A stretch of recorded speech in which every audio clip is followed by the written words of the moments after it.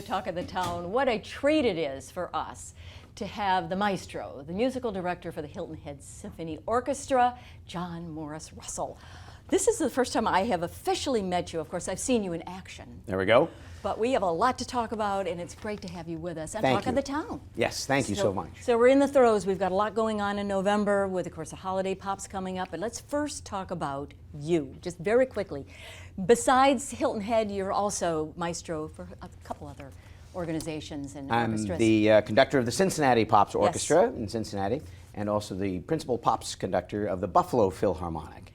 But we really enjoy our time here in Hilton Head, let me tell you. And this is your 11th year. Yes, 11 years that you've devoted to the Hilton Head Symphony, and it's grown. And with AJordan as the executive director, I mean, it's just amazing, the work. It is a tremendous orchestral family. We like to call it a family because, of course, we have these awesome musicians who come from all over the Southeast to come together to perform here.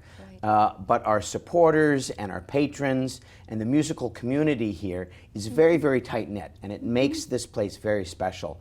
I don't think that there's any other community of the size of Hilton Head Bluffton that can boast an orchestra of such extraordinary quality and a musical passion. Well, and you said they come from all over, so they travel in from like a Savannah or a Charleston or Atlanta and Charlotte, Florida. I mean, from all over, and it's usually mostly all the same players who come together. Yes. And every time we come together, it's kind of like a family reunion. Right. You know, people are coming off the road, and they often stay with many of our patrons here, who are kind of considered family.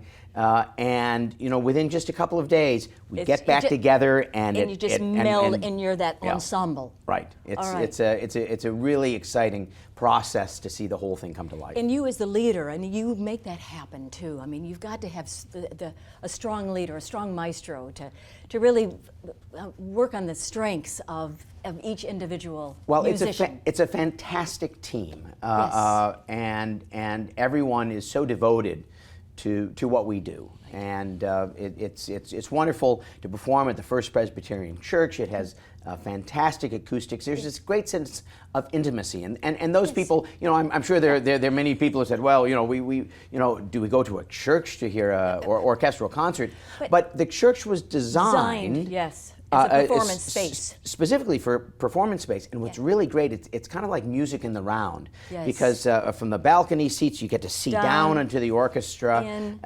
And it's got great sound, and you're really pulled into the experience. Very much so. So November is American Music Month, and November 6th and 7th, you have great plans.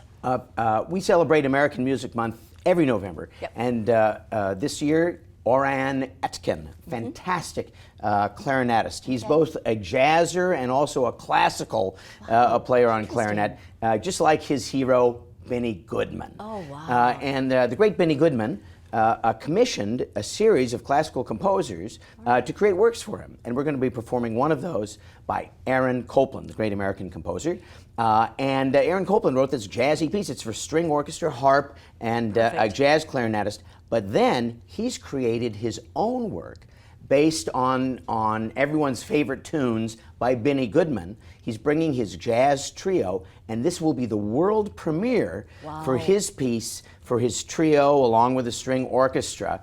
And it's going to be swinging and fantastic. And then the coup de grace in the middle of the program is the William Grant Still Symphony No. 1. Which is kind of like George Gershwin with some extra attitude. It's a great celebration of jazz. You heard it here first. Let's jump to right after Thanksgiving, the 26th, 27th, and 28th of November is Holiday Pops.